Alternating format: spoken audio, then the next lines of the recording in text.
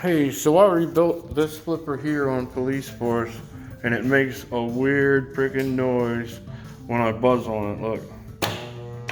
Hear that? And I'm not sure what's causing that, and I was hoping somebody would know. And this is what the rebuild I did. Yes. Yeah, it scared the hell out of me. But yeah, and I mean, everything looks right. It looks the same as the other one. And I replaced it and couldn't find it.